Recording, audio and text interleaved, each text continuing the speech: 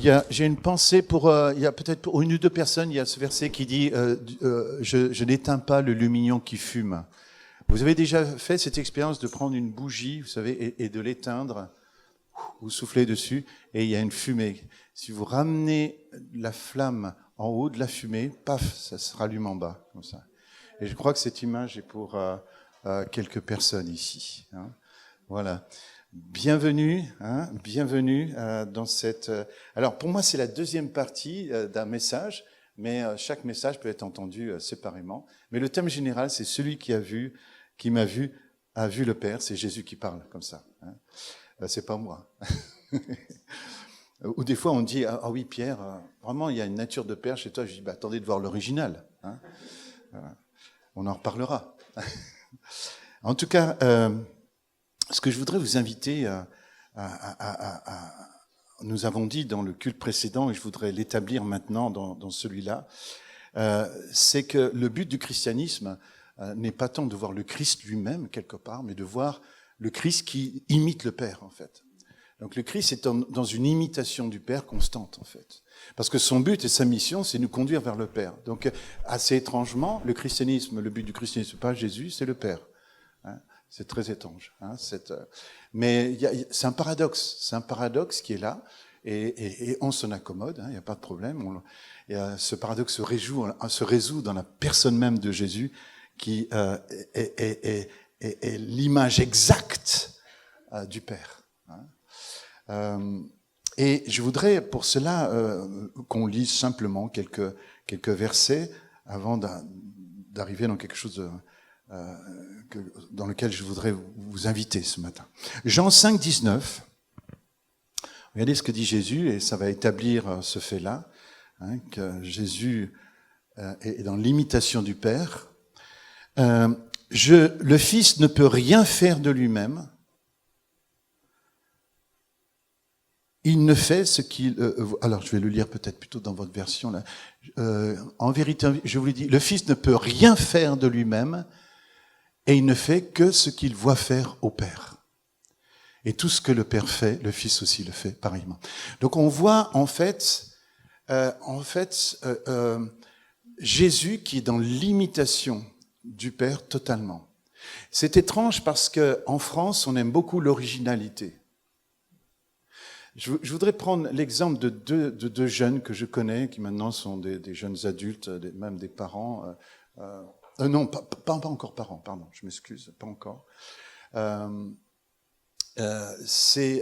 y en a un qui s'appelle, je vais donner leur nom, carrément, c'est Timothée, et l'autre, c'est Emmanuel. Timothée a fait des études d'art en France. Dans une école d'art, on lui disait d'être original.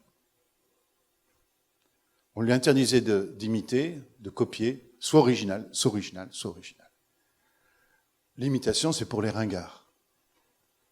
Et de l'autre côté, Emmanuel, lui, il a fait une école d'art en Italie. Et là-bas, au contraire, on lui demandait d'imiter. Aujourd'hui, Timothée, il est chef cuistot. Il n'y a pas de problème, n'est-ce pas, quand je dis ça. Hein? Mais vous comprenez que quelque part, dans ce chemin d'originalité, il y a eu un échec. On le sent. Il y a une douleur. J'aime Timothée. Priez pour Timothée, s'il vous plaît. Et puis, il y a Emmanuel. Emmanuel, qui a participé à un concours. Il y avait plus de 1000 participants au départ. C'est le Vatican, figurez-vous, qui a demandé un chemin de croix en, je crois, 16-18 tableaux, un truc comme ça. Un truc à faire en un an. Et donc, chaque participant à ce concours devait proposer un tableau, enfin une œuvre, quoi, enfin quelque chose qui soit le reflet de l'artiste. Et donc il a envoyé quelque chose, et puis il a fait partie de la première sélection. Il restait plus que 200 candidats. Et donc deuxième session, il fallait aussi envoyer quelque chose avec beaucoup plus de critères qui étaient donnés.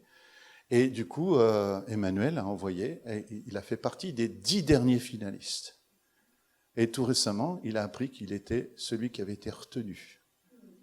Donc ça va être étrange, il va y avoir au Vatican un chemin de croix qui va être fait par un fils de pasteur, protestant. C'est intéressant quand même. Hein. Mais ce que je veux dire par là, c'est que Jésus nous montre une chose. C'est que le chemin de l'originalité n'est pas l'originalité. Le chemin de l'originalité, c'est l'imitation. Et il y a une malédiction à vouloir être absolument original d'emblée. Par contre, il y a une bénédiction à être dans l'imitation. Parce que le chemin de l'imitation va libérer le potentiel de l'imitateur. Et Jésus est dans cette imitation-là. On va prendre un autre verset, Jean 5, verset 30, un peu plus loin. Jean 5, 30. Je ne puis rien faire de moi-même, voyez-vous. Selon ce que j'entends, je juge, et mon jugement est juste parce que je ne cherche pas ma volonté, mais la volonté de celui qui m'a envoyé. Vous voyez, ça c'est je dirais, ça c'est le fondement même de l'intégrité. C'est-à-dire quand quelqu'un ne cherche pas sa gloire, mais cherche la gloire de celui qui l'a envoyé. Ça, c'est le critère. Méfiez-vous des gens qui recherchent leur gloire. Et si vous faites partie de ces gens-là, repentez-vous. Non. Jésus, son authenticité, sa véracité, notre véracité à nous, chrétiens, elle passera que par ce biais-là, que si nous recherchons la gloire de quelqu'un d'autre. La gloire de celui qui nous a envoyés. On va passer à Jean 7, 16 aussi. Jésus leur répondit, ma doctrine n'est pas de moi, mais de celui qui m'a envoyé, donc le Père. Vous voyez cette imitation totale. Jésus qui est l'image du Dieu invisible. Hein. Dieu étant invisible, le Père étant invisible, Jésus le rend visible, comprenez ? Le Père désire tellement, et si tu es là pour la première fois, je voudrais juste te dire ça, le Père désire tellement te rencontrer, qu'en fait, il a envoyé Jésus pour toi, pour rendre visible ce qui était invisible. Tout simplement. Donc, si tu veux savoir qui est Dieu, le Père, regarde Jésus. Aussi simple que ça. Écoute-le aussi. Et je t'invite à cette écoute ce matin. Jean 8, 28. Jésus donc leur dit, quand vous aurez élevé le Fils de l'homme, alors vous connaîtrez ce que je suis et que je ne fais rien de moi-même, mais que je parle selon ce que le Père m'a enseigné. Vous voyez, c'est extraordinaire. Jean 14, 10. Ne crois-tu pas que je suis dans le Père et que le Père est en moi ? Les paroles que je vous ai dites, je ne les dis pas de moi-même, et le Père qui demeure en moi, c'est lui qui fait les œuvres. Vous voyez, wow. Vous voyez cette imitation. Et pourtant, quand on pense à Jésus, on pense à un personnage complètement original, alors qu'il est dans une imitation de chaque instant. Et puis, est-ce que c'est possible que je demande que tu me donnes la version du Sommeur ? C'est possible pour le dernier verset ? Voilà. C'est Jean 12, 49, s'il te plaît, mon frère. Merci beaucoup. Car je n'ai pas parlé de ma propre initiative. Le Père qui m'a envoyé m'a ordonné lui-même ce que je dois dire et enseigner. Et ce que je dois dire et enseigner. Voilà. Et il y a même, alors j'ai perdu mon verset là, et même la manière dont je dois le dire. C'est-à-dire qu'en fait, Jésus, vous avez compris qu'il est dans une imitation absolue du Père, dans ses gestes, dans la doctrine. Il est vraiment dans une imitation, mais absolue, pour révéler le Père. Je pense que, vous vous rappelez, par exemple, cet homme qui vient le voir, il lui dit, mais bon maître. Et Jésus tout de suite lui dit, mais un seul est bon. Comme si Jésus est gêné quelque part, que la personne soit venue qu'à lui, qu'à sa personne.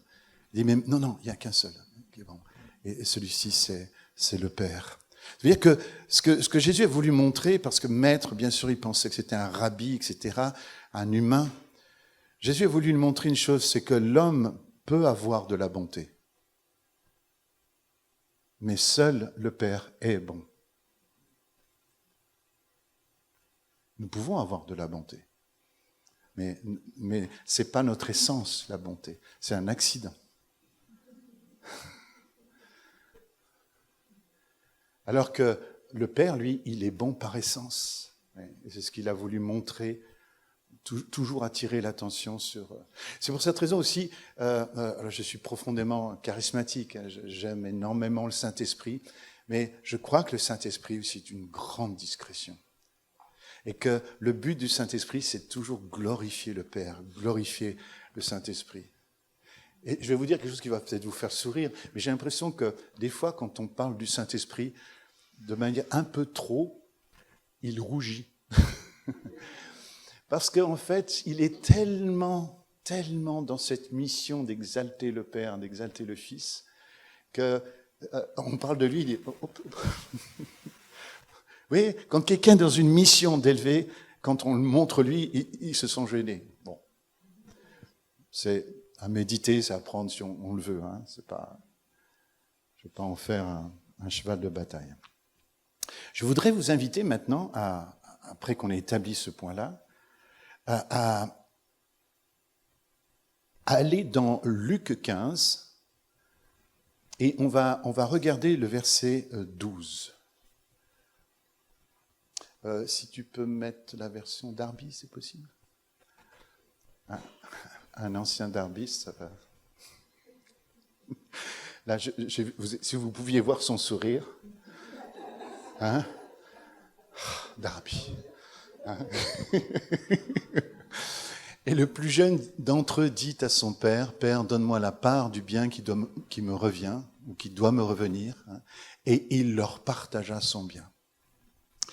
Si vous me permettez, j'aimerais rentrer dans le texte grec un petit peu pour vous montrer quelque chose.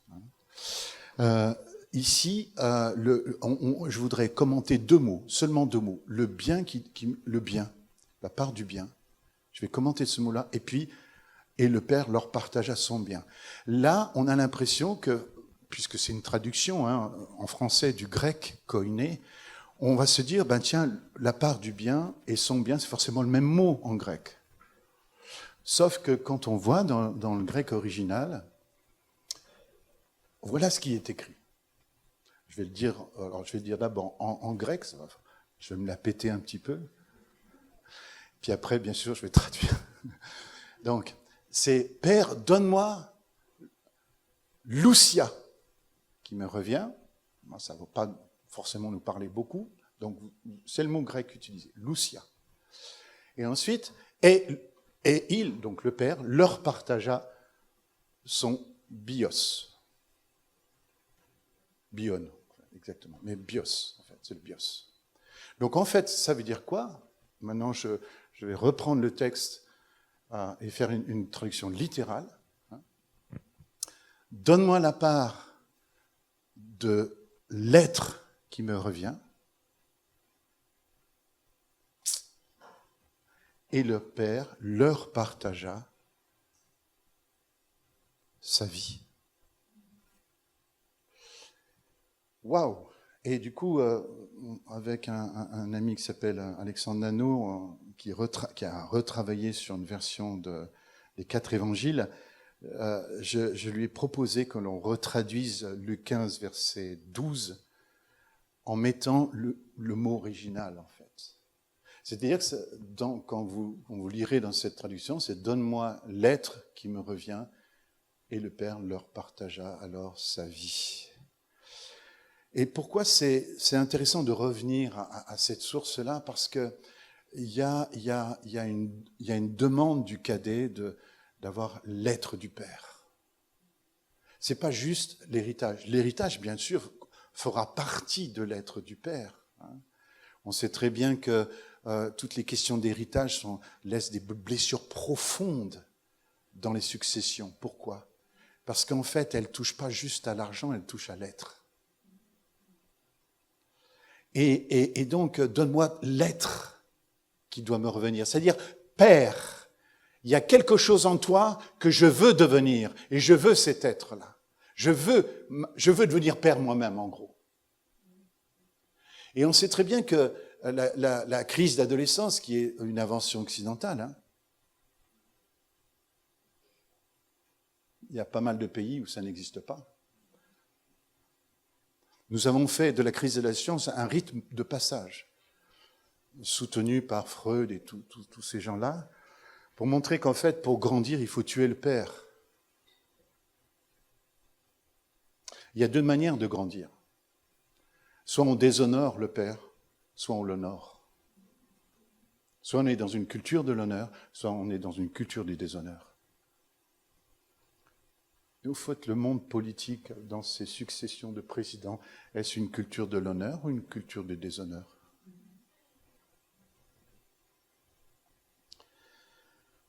Donc il existe bien deux manières de grandir.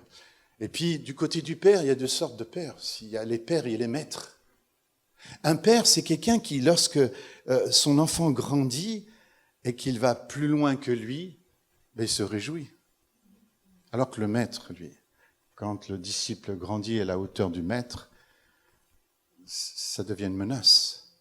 Alors de deux choses une, soit le disciple doit tuer le maître pour grandir, soit le maître doit tuer le disciple pour pouvoir continuer d'exister.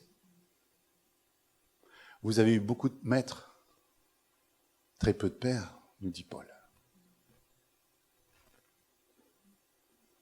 Ma devise à moi, c'est que mon plafond soit votre plancher. Ça, c'est une devise de père. Que mon max devienne votre minimum. Et donc, est-ce qu'on voit ici la crise d'adolescence humaine? Ce qui fait qu'on fait le choix de devenir Dieu soi-même, on devient athée. L'athéisme, c'est un monothéisme. C'est-à-dire que je décide d'être mon propre Dieu. Et c'est ce que le cadet fait ici, en tuant symboliquement son père. Parce qu'à cette époque, en Israël, on ne pouvait hériter que si le père était mort. Or, demander du vivant du père l'héritage, sa vie, c'est carrément déjà offensant, puis c'est un acte d'une violence incroyable. Incroyable. Et je pense que ceux qui ont entendu cette histoire pour la première fois, donc les fils d'Israël qui entendaient ça, ont dû être particulièrement choqués par cette demande. Et regardez comment le père s'y prend pour une demande aussi violente. Le père agit dans la non-violence. Il prend même l'impact complètement en sa personne. Et regardez, je vais faire le geste pour vous. Et il leur partagea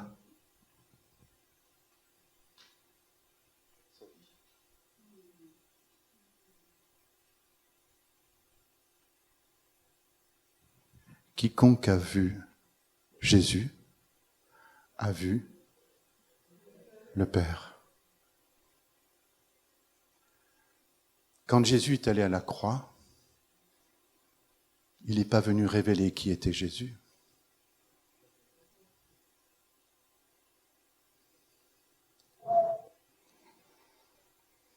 Il pleut en ce moment-là.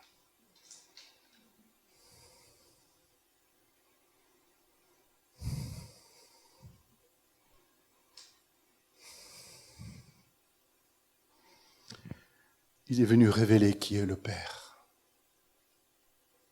Un Père sacrificiel. Et nous sommes dans cette parabole où Jésus nous révèle qui est le Père. En vérité.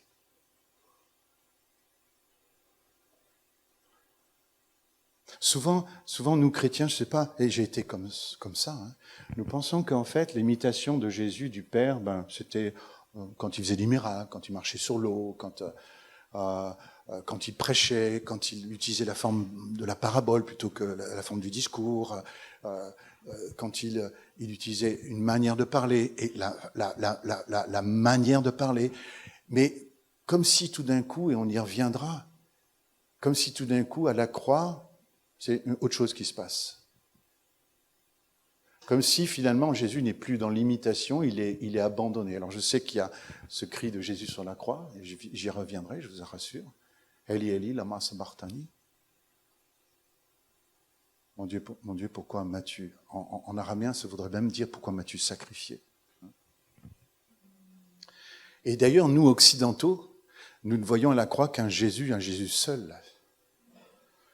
Et il y a même des théologiens, Anselme de Cortorbori, qui va dire que le Père ne pouvait pas regarder Jésus. Vous l'avez entendu ce message, hein, parce que Jésus représente le péché, hein, à ce moment-là, et donc le Père est obligé de détourner son regard. Vous voyez, c'est ce genre de prédication, moi j'en ai entendu. Ouais.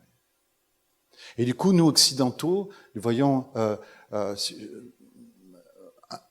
Christ comme ça sur fond noir, sur une fond de solitude.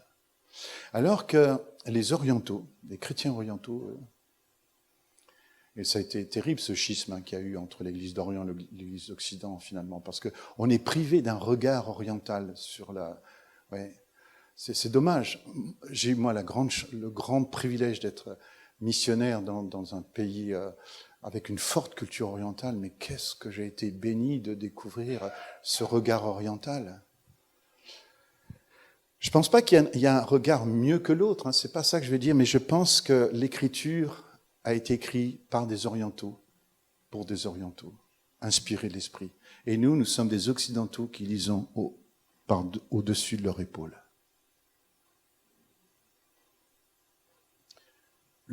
On peut avoir un œil occidental, un œil oriental.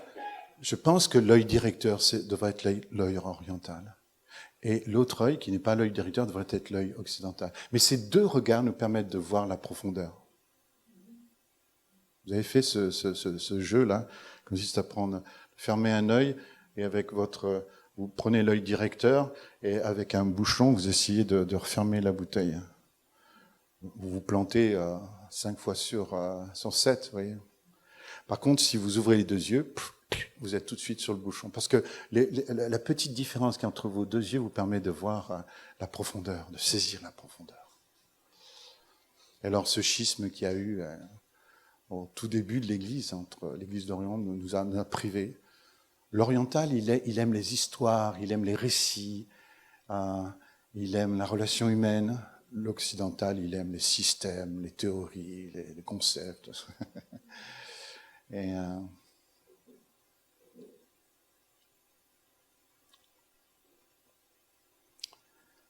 ouais.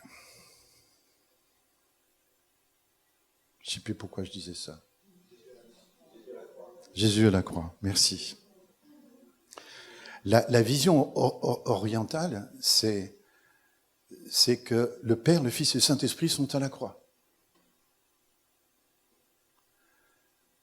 Et c'est fondé bibliquement. 2 Corinthiens 5, 19.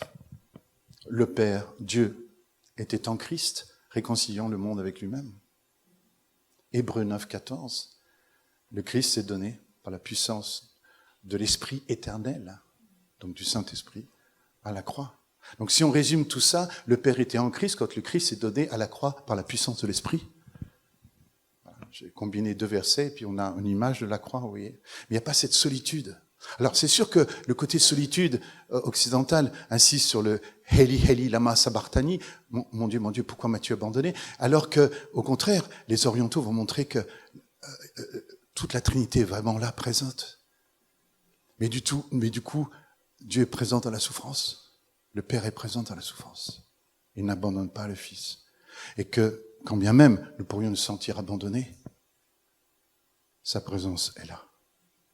Vous connaissez ce fameux poème des 2 pas, des 2 traces de pas dans le sable, ça vous dit quelque chose? Adhémar de Boros, hein,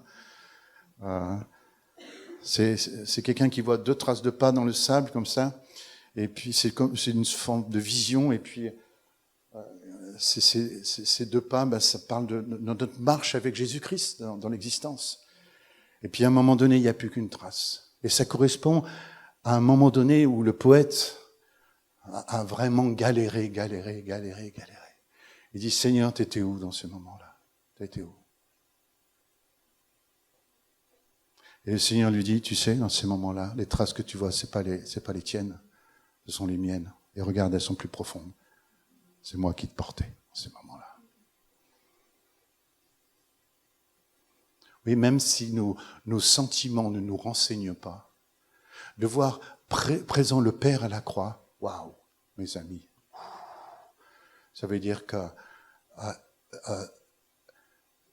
prêche la présence dans la souffrance et non pas l'absence dans la souffrance. Vous voyez le problème du regard occidental, c'est qu'il prêche l'absence dans la souffrance. Le regard oriental va prêcher la présence dans la souffrance. D'ailleurs, vous savez aussi, quand on parle de péché, vous savez comme nous, occidentaux, nous définissons le péché. C'est une rupture légale avec la loi de Dieu. Voilà comme nous, occidentaux, nous définissons le péché. Et on peut le valider, hein, je veux dire, c'est validable, hein, bien sûr. Vous savez comment les orientaux, les chrétiens orientaux voient le péché? Comme une rupture dans la relation.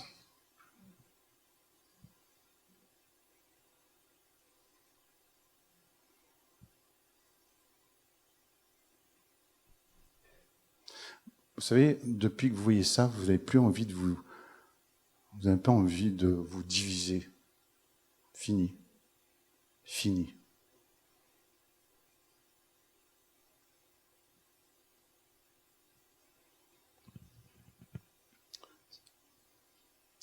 Et je voudrais vous inviter à prendre maintenant un texte qui se trouve. Alors, comment on va faire? On va prendre le texte qui se trouve dans Genèse 22 et on va lire tout le chapitre, s'il te plaît, mon ami. Et je voudrais vous montrer quelque chose. Voilà. Après ces choses, Dieu mit Abraham à l'épreuve. Donc Dieu ici, c'est Elohim, mit Abraham à l'épreuve et dit Abraham. Et il répondit, me voici. Dieu dit, prends ton fils, ton unique, celui que tu aimes, Isaac, va-t'en dans un pays de Morija, et là, offre-le en holocauste. Un holocauste pour l'expliquer, c'est un sacrifice, c'est la crémation en fait, la crémation totale de ce qui est offert. Sur l'une des montagnes que je te dirai. Et Abraham se leva de bon matin, il alla, sella son âne et prit avec lui 2 serviteurs et son fils Isaac. Il fendit du bois pour l'holocauste et partit pour aller au lieu que Dieu lui avait dit. Non, attends, tu reviens s'il te plaît, on va juste méditer presque verset par verset.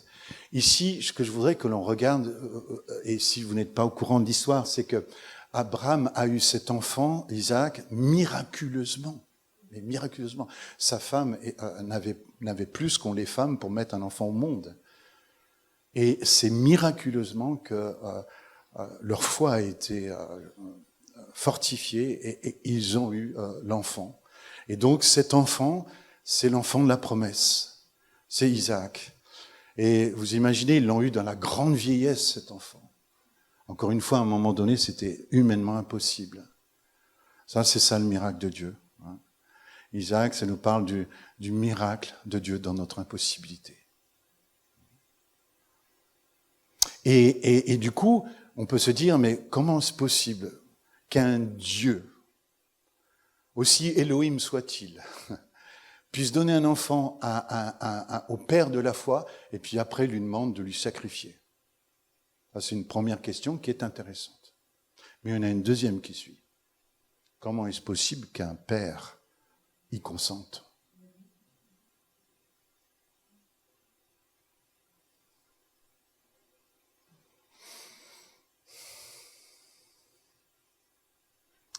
Et ce que je crois, c'est que quand vous revenez à l'histoire d'Abraham qui vient du paganisme, franchement, vient du paganisme, et qui est entouré d'une culture païenne où effectivement le sacrifice d'enfants n'est pas rare du tout, ça fait partie ce qu'on appelle du paradigme, de l'environnement culturel, si vous voulez. Et pour prendre une image, si ces 2 premiers termes ne vous parlent pas, des lunettes d'Abraham.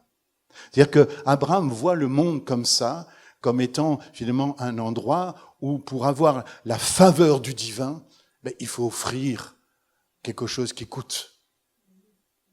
Ça ressemble beaucoup à la sorcellerie, désolé de le dire. Et nous serions peut-être un petit peu mal avisés de dire « Waouh !» de juger du haut de notre 21e siècle ces gens qui osaient offrir en holocauste des enfants. Nous sommes au-dessus de tout soupçon, n'est-ce pas?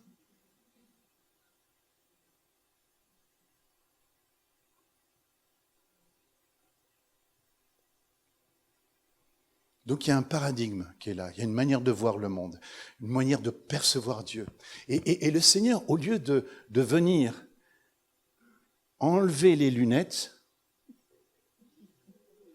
comme ça, frontalement, sans demander la permission, exactement comme je viens de faire, ce qu'il va faire, il va créer une situation où c'est cette personne-là qui va enlever elle-même ses lunettes. Autrement dit, ce que le Seigneur va faire, tu m'aides?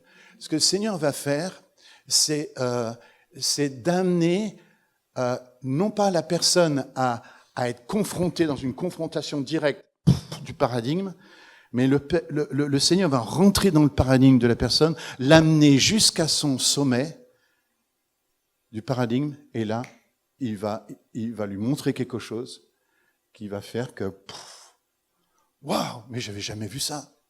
Je vois, ça y est, je vois. Vous comprenez ce que je veux dire? Vous voyez la pédagogie? Waouh, mais c'est puissant. Hein.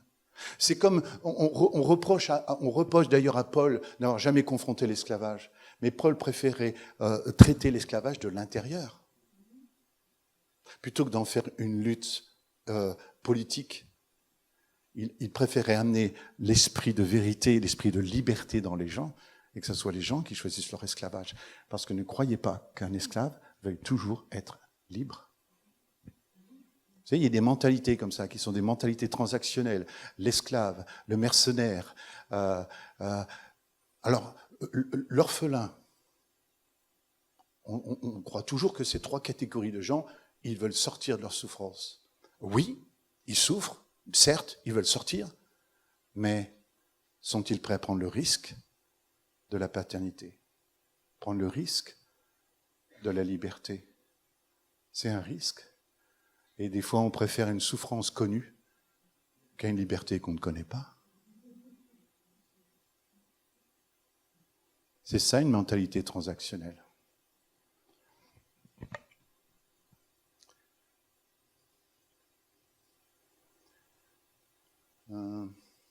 Prends ton fils unique, prends ton fils, ton unique. Intéressant parce qu'en fait, Abraham a déjà un fils. Il s'appelle Ishmaël. Et on sait que Abraham aimait Ishmaël. Alors, c'est quoi cette demande? Eh bien, cette demande, en fait, il est unique, pas par rapport à l'affection, il est unique dans l'alliance. C'est le fils de l'alliance. C'est celui-là. Donc, le Seigneur l'identifie. Hein? Okay. Et on va voir comment le Seigneur va faire tomber le paradigme. Allez, on passe au verset 2. Est-ce qu'il est là, le verset 2, on l'a déjà fait. Ok, ça marche. On va passer au truc suivant. Voilà. Après, oui, continue, mon ami. Voilà. Le troisième jour, intéressant, le troisième jour. Ça vous rappelle quelque chose, le troisième jour? C'est le troisième jour que Jésus est ressuscité. Levant les yeux dans le texte ici, ça nous parle d'une révélation, en fait. Vous savez, la langue hébreu est très, très imagée. Le fait de lever les yeux, c'est de voir quelque chose de nouveau. Hein. Vit le lieu de loin, le fameux lieu que le Seigneur lui avait indiqué dans ces montagnes de Morija. Il voit le lieu. Et Abraham dit à ses serviteurs, restez ici avec l'âne, moi et le jeune homme. Alors le jeune homme, juste précision, dans la tradition rabbinique, il a 37 ans. Dans d'autres théologiens disent entre 18 et 25 ans. Donc c'est pas un bébé, c'est pas un enfant en bas âge, d'accord? Hein, on est d'accord avec ça? Pour la bonne raison que, regardez, nous irons jusque-là pour adorer, et nous reviendrons après auprès de vous. Et Abraham prit le bois pour l'Holocauste, le chargea sur son fils Isaac. Donc, chargé sur le fils Isaac, il faut que le fils ait été en bonne forme physique et capable de le supporter, et porta dans sa main le feu et le couteau. Et marchèrent tous deux ensemble. Marchèrent tous deux ensemble. Comment deux hommes marcheront-ils ensemble s'ils ne sont pas mis d'accord? Il y a volontairement quelque chose là qui est là pour nous surprendre. Qui est là pour nous surprendre. Parce que si Abraham n'a pas dit ce qu'il allait faire à Isaac, comment peuvent-ils marcher ensemble? Vous voyez ce que je veux dire? Et la preuve, on va la voir, que Abraham n'a pas partagé. C'est trop lourd sur son cœur. Trop lourd sur son cœur. On continue? Alors Isaac, parlant à Abraham, son père, dit « Mon père !» Et il répondit « Me voici, mon fils. » Isaac reprit « Voici le feu et le bois, mais où est l'agneau pour l'Holocauste ?» Abraham répondit « Mon fils, Dieu se pourvoira lui-même de l'agneau pour l'Holocauste. » Et ils marchèrent tous deux ensemble. À nouveau l'expression « et ils marchèrent tous deux ensemble ». Mais je voudrais commenter quelques instants le verset 8. Le mot qui est traduit par « se pourvoira » laisse entendre que Dieu matériellement pourvoira aux besoins de l'Holocauste. Donc il fournira l'animal. Mais pourvoir aussi a un autre sens qui veut dire « verra ». Verra pour lui, en fait. Verra pour lui. C'est l'idée plutôt d'une révélation. Alors, forcément, quand on est traducteur, on est obligé de privilégier un sens par rapport à l'autre. Et vous savez comment je m'en suis rendu compte? C'est qu'un jour, en prêchant sur ce verset-là en Allemagne, je dis, vous voyez, il est Yahweh Jireh, il est le Dieu qui pourvoit. Et tous les Allemands m'ont regardé avec des yeux comme ça. Dieu qui pourvoit. Ben, je dis, bah oui, regardez dans Genèse 22, verset 8, ils vont voir. Mais non, Dieu verra. Ah bon? Je dis, il n'y avait pas le mot pourvoir dans vos Bibles? Non. Vous voyez, les Allemands ont privilégié l'autre sens. Dieu verra pour lui. C'est-à-dire qu'il se révélera. Et du coup, il pourvoira. Mais d'abord, c'est l'idée qualitative avant le quantitatif, à mon sens. Il se montre pour qui il est, et ensuite il pourvoit. Bon. Autre chose intéressante, mais ça c'est passionnant les amis, vous allez voir. Abraham répondit, 2 points. Là, dans nos traductions, mon fils est au début de la phrase. En hébreu, vous savez où est mon fils?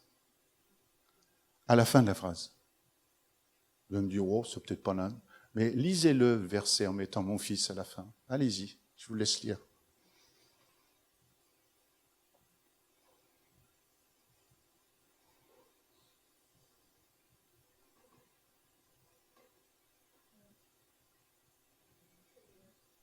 J'aime votre enthousiasme, hein. C'est extraordinaire. Hein. C'est formidable. Hein. Vous voyez ce que ça veut dire? Imaginez, parce qu'il n'y a pas de ponctuation en hébreu, imaginez que je dise « Dieu se pourvoira lui-même de l'agneau pour l'Holocauste, 2 points, mon fils ».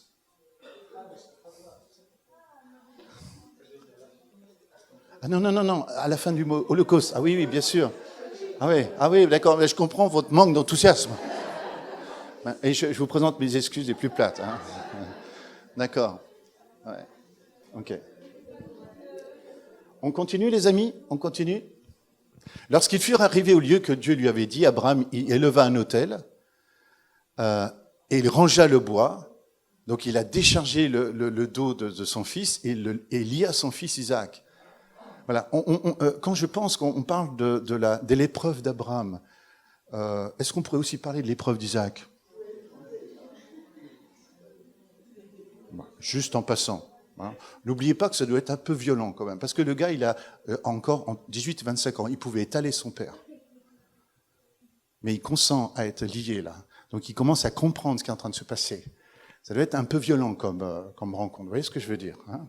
Bon. Il lia son fils Isaac et le mit sur l'autel par-dessus le bois. On continue? Puis Abraham étendit la main et prit le couteau pour égorger son fils.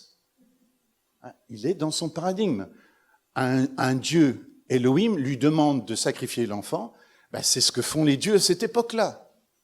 Donc, il ne comprend pas, ça l'arrache, mais il va faire le geste. Alors l'ange de l'Éternel, voilà, vous pouvez souffler maintenant. Ça va bien se terminer. Ça va aller. Hein, ça va aller. Ça va bien se terminer. Et l'ange de l'Éternel, donc, qui est une préfiguration de Jésus. Hein, l'ange de l'Éternel, dans l'Ancienne Alliance, c'est toujours Jésus. Hein, c'est une préfiguration de Jésus. L'ange de l'Éternel l'appela des cieux, et même le terme laisse entendre cria des cieux. Hein. Ça veut dire que, vous voyez, quand on est dans un paradigme, il faut qu'on nous crie quelque chose, des fois. Pour voir. Et Abraham, et il répondit, me voici. Une expression qui revient souvent, hein, me voici. Il y a une sorte d'acquiescement à la volonté supérieure. Hein. L'ange dit, l'ange de l'Éternel, donc encore une fois, n'avance pas ta main sur l'enfant et ne lui fais rien, car je sais maintenant que tu crains Dieu et que tu ne m'as pas refusé ton fils unique. Wow. Suivant. Abraham leva les yeux et vit derrière lui. Encore une fois, vous voyez 2 fois qu'il lève les yeux. Première fois pour voir le lieu que Dieu lui avait montré déjà, mais là il le voit à nouveau, et leva les yeux. Lever les yeux, encore une fois, c'est une révélation. Mais ce qui est intéressant, c'est que, regardez, il lève les yeux, d'où me viendra le secours, hein, il lève les yeux et il vit derrière lui. Ses yeux ont fait le tour comme ça.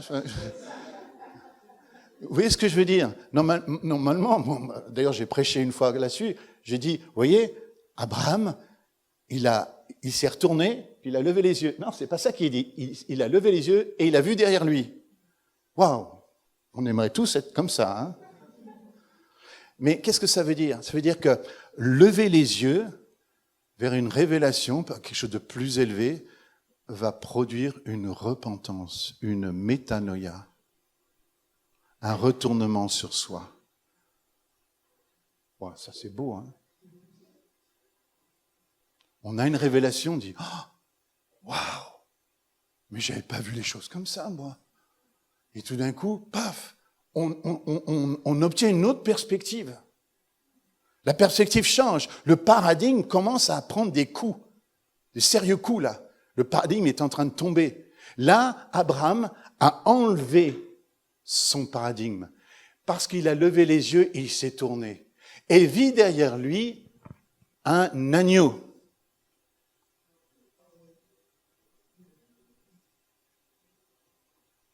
Et vit derrière lui un agneau.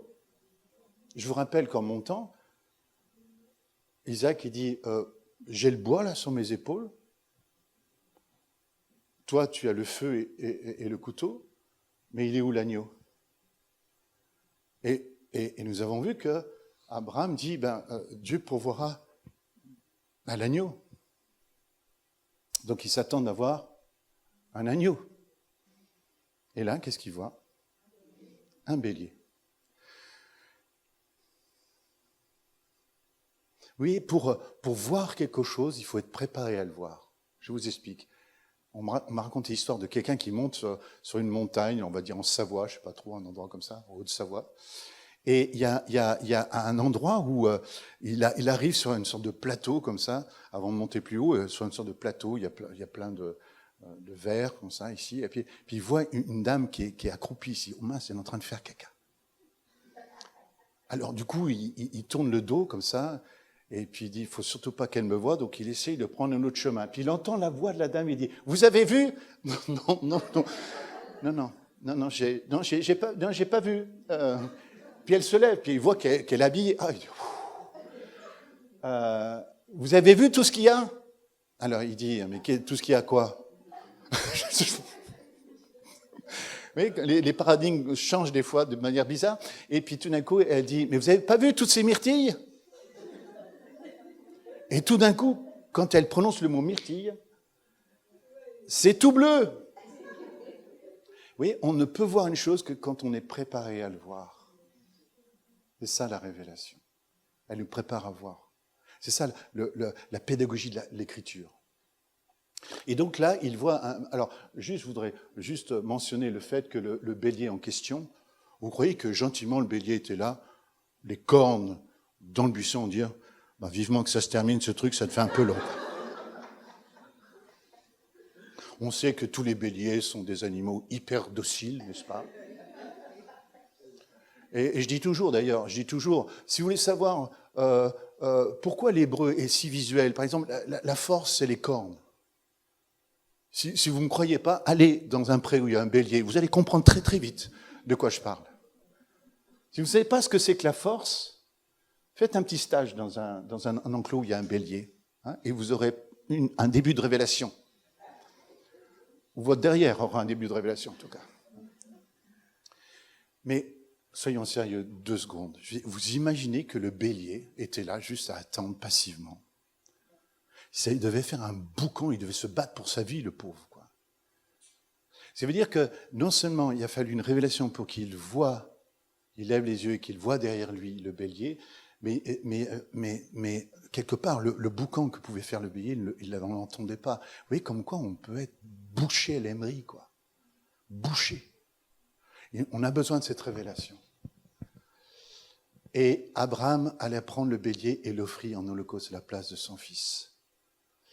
Alors c'est là où la plupart des chrétiens disent, ouais, alors, l'histoire du fils qui porte le bois sur le dos, l'image du Christ qui porte le patibulum jusqu'à Golgotha. Le verset là où mon fils est à la fin, tout d'un coup, mon fils, l'agneau. Super. Correspondance, ça marche. Mais là, il y a un hic. Pourquoi c'est un bélier? Alors qu'en fait, on s'attendait à avoir un agneau. Nous, les chrétiens, les premiers. Alors, vous êtes prêts à attacher votre ceinture? Alors, vous allez faire ce geste-là. Clic. Ce que je crois de tout mon cœur, c'est que le bélier n'est pas là pour représenter Jésus. Et vous savez la différence entre un agneau et un bélier? Biologiquement.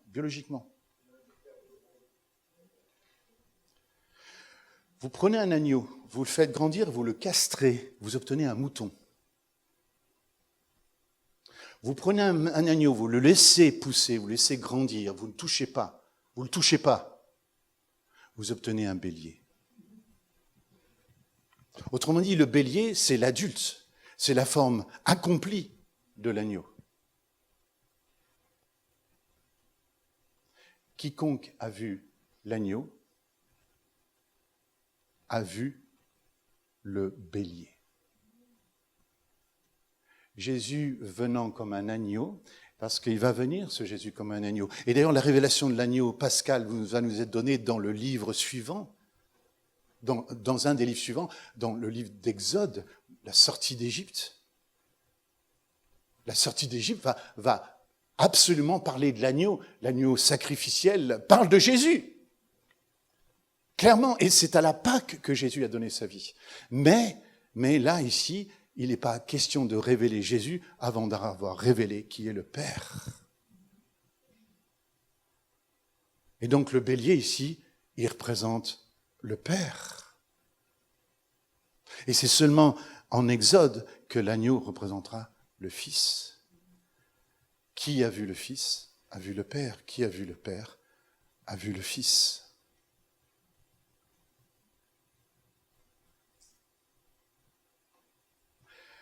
Regardez le verset 14 maintenant.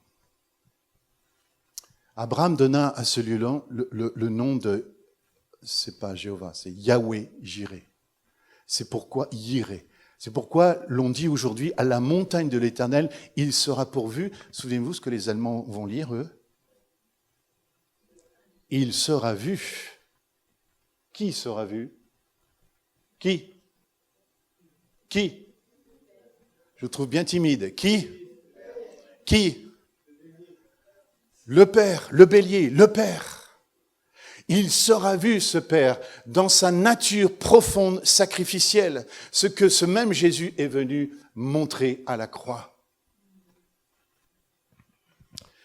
Verset 15, l'ange de l'Éternel appela une seconde fois Abraham des cieux. Et il dit, je le jure par moi-même, parole de l'Éternel, parce que tu as fait cela et que tu n'as pas refusé ton fils, ton unique, je te bénirai, je te multiplierai ta postérité comme les étoiles du ciel, comme le sable qui est sur le bord de la mer, et ta postérité posera la porte de ses ennemis. Toutes les nations de la terre seront bénies en ta postérité parce que tu obéis à ma voix. Abraham étant retourné vers ses serviteurs, où est Isaac?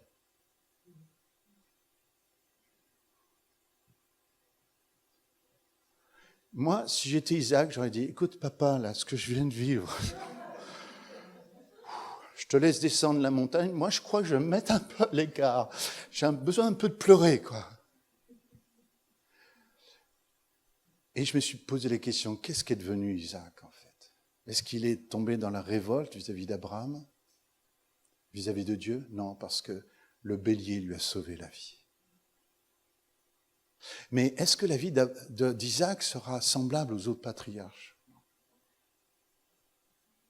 Autant Abraham est un père de la foi, un père de conquête, autant Jacob sera aussi cela, autant Isaac va être un homme méditatif, à cause certainement de cette expérience stressante et traumatisante, mais en même temps dans la révélation de ce qu'est la grâce. Autrement dit, vous verrez qu'Isaac, on le trouve méditer dans les champs. Il est devenu un méditatif, un contemplatif. Alors, ça ne doit pas être évident. Vous savez, comme ces gens aussi qui passent par une expérience de mort imminente, qui reviennent complètement changés, plus méditatifs que jamais. Est-ce que Isaac n'est pas passé par une expérience de mort imminente?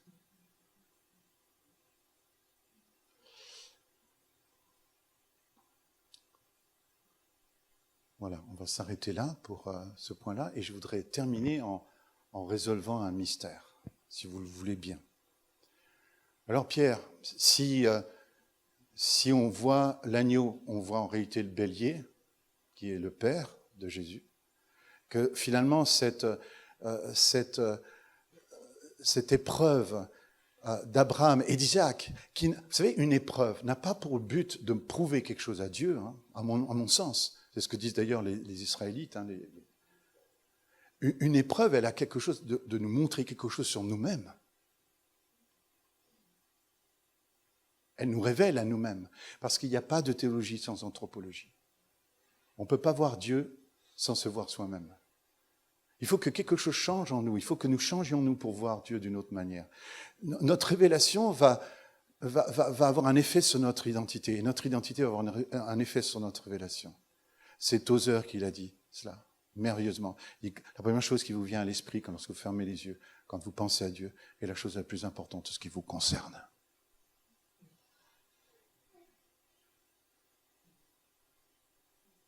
Et l'Église ne pourra jamais aller plus loin que la révélation qu'elle a reçue.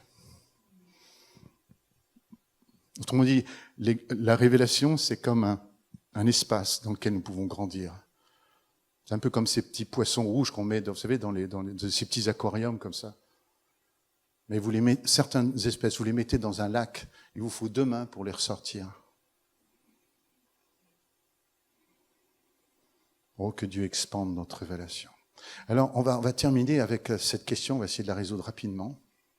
Mais je vous demanderai d'aller lire un texte, un psaume, avant que le jour se termine.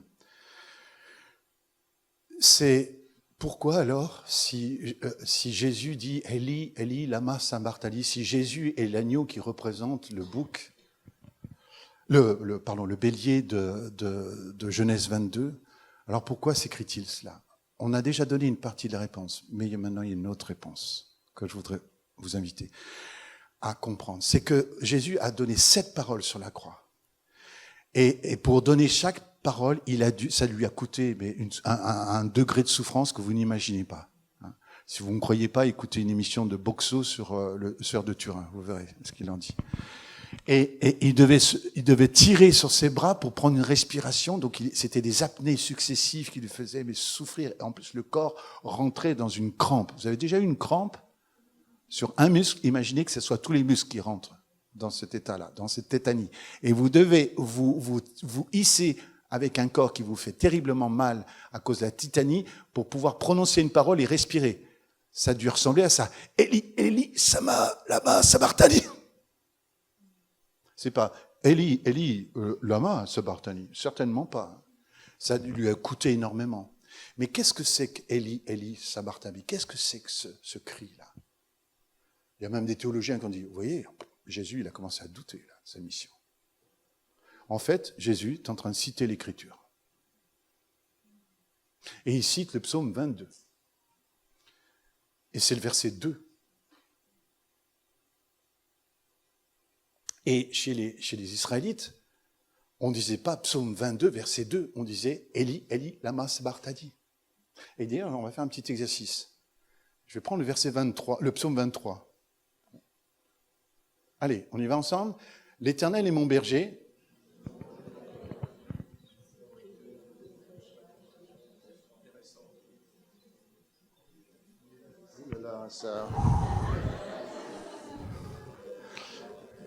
Il y a des révisions à faire, pasteur. Hein. Vous voyez ce que je veux dire? Le principe, c'est ça. La mémoire, elle fonctionne comme ça. Je donnais le premier verset, je me suis arrêté. Et vous avez continué sur quelques versets. Mais vous avez continué. Vous comprenez ce que je veux dire? Chez un Israélite, tu cites le premier verset, tout se dit. Jusqu'au bout. Donc, quand Jésus, c'est ce qu'on appelle un remez. Un remez. Quand c'est un procédé comme ça, qui fait que, par exemple, Jésus cite un verset, ils veulent le lapider. Vous lisez le verset, ils veulent lapider Jésus pour ce verset-là. Sauf que le verset suivant, vous comprenez pourquoi ils veulent le lapider. Parce que clairement, ils en prennent plein la tête, les pharisiens, les scribes. Vous comprenez ce que je veux dire? C'est qu'à aucun moment, lorsque Jésus cite un verset, il cite le verset que pour le verset. Il cite le passage entier. Ça, c'est la mentalité. C'est comme ça qu'on écoutait les gens parler à l'époque. Parce qu'on avait mémorisé l'Écriture. Autrement dit, quand Jésus dit « Eli, Eli, lama sabachthani », vous allez lire un psaume absolument incroyable, qui est écrit 1000 ans avant la crucifixion, où la crucifixion est décrite en détail. 1000 ans avant, ils ont percé mes mains et mes pieds. Ma langue s'attache à mon palais, j'ai soif, on comptera tous mes os, etc. Et ils se sont partagés ma robe.